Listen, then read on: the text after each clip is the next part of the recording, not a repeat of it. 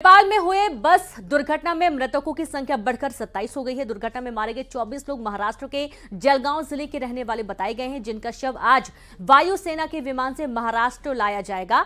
आपको ये भी बता दें कि पोखरा से काठमांडू जाते समय बस हादसे का शिकार हो गई थी और इस दौरान मौके पर तुरंत जो नेपाल प्रशासन है वो मौके पर पहुंचा, रेस्क्यू किया गया है। घायलों का रेस्क्यू करना इनके लिए एक बहुत बड़ी चुनौती थी, क्योंकि काफी ऊंचाई से नीचे ये बस गिरी थी। और इस दौरान एक और बड़ी चुनौती रेस्क्यू टीम के लिए ये थी, क्योंकि बस पूरी चकनाचूर हो गई थी और इससे सुरक्षित लोगों को निकाल पाना एक बहुत बड़ी चुनौती टीम के लिए थी। लेकिन काफी मशक्कत करनी पड़ी और अब जो मृतकों की संख्या है वो बढ़ चुकी है, 27 हो चुकी है।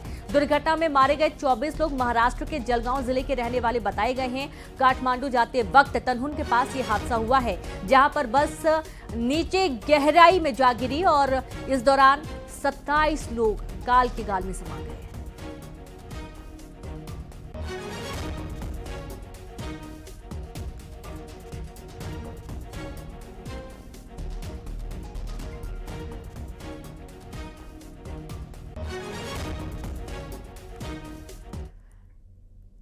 पूर्व क्रिकेटर मनोज प्रभाकर पर हल्द्वानी में धोखाधड़ी का मुकदमा दर्ज हुआ।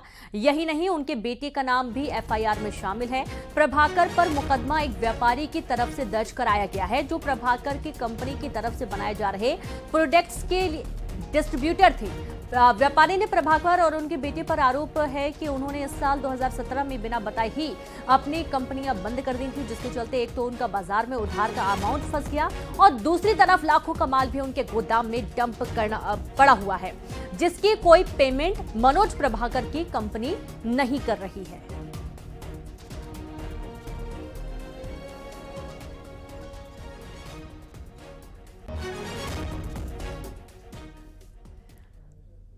खबर बिलासपुर से, बाइक चुराकर चोर फरार हुआ। सिगरेट पीते हुए पार्किंग में घुसा चोर। कोतवाली थाना इलाके के ममता नेत्रालय के बेसमेंट से चोरी की गई थी। चोरी का सीसीटीवी फुटेज भी सामने आया है। सीसीटीवी फुटेज के आधार पर आरोपी की तलाश में पुलिस जुट गई है।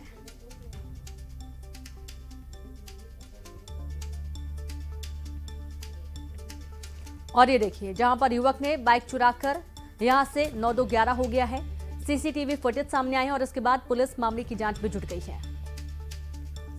तो पहले तो युवक रैकी करता है और रेकी करने के बाद जब उसे पता चलता है कि आसपास कोई नहीं है, इसी दौरान वो एक 2 पहिया गाड़ी उठाता है और यहां से तुरंत भाग जाता है।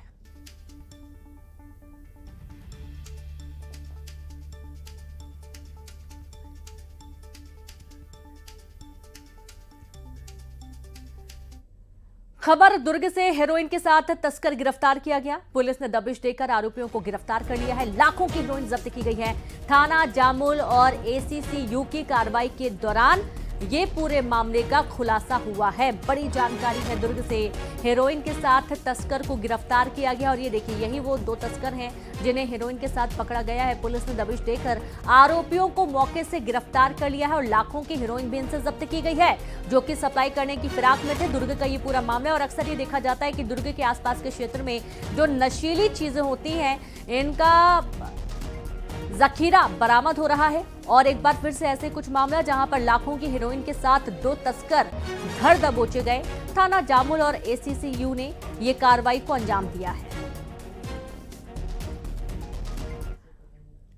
बॉलीवुड अभिनेता आशुतोष राणा उज्जैन के महाकालेश्वर मंदिर पहुंचे, जहां उन्होंने बाबा महाकाल के दर्शन किए और नंदी हॉल में बैठकर पूजा अर्चना भी की और चांदी गेट पर भगवान महाकाल के सामने मत्था टेका। गौरतलब है कि शिव भक्त आशुतोष राणा अक्सर महाकाल के दरबार में आते रहते हैं और बाबा की पूजा अर्चना करते हैं।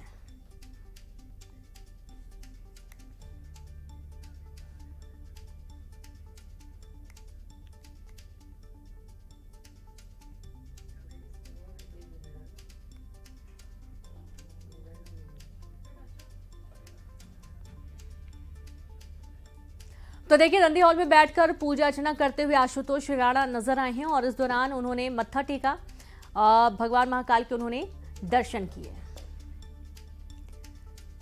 रायपुर से खबर है, अमित शाह का छत्तीसगढ़ दौरा। अमित शाह चंपारण के लिए रवाना हो चुके हैं। महाप्रभु बल्लभाचार्य आश्रम में वे दर्शन करेंगे और उसके बाद अमित शाह अपने कुछ अन्य कार्यक्रमों में भी शामिल होंगे। इस दौरान वे अपनी पत्नी के साथ दर्शन करने के लिए पहुंच रहे हैं और साथ में सीएम विष्णुदेव साय भी रवाना हुए हैं, जो कि चंपारण में महाप्रभु बल्लभाचार्य महाराज जी के दर्शन करेंगे।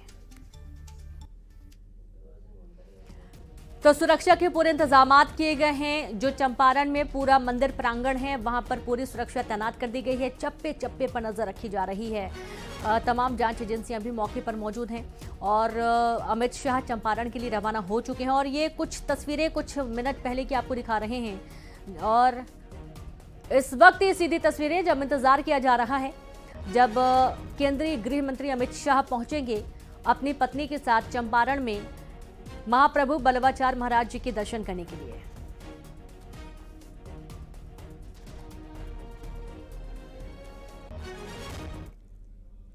और इसी के साथ खबरों में फिलहाल इतना ही। नमस्कार।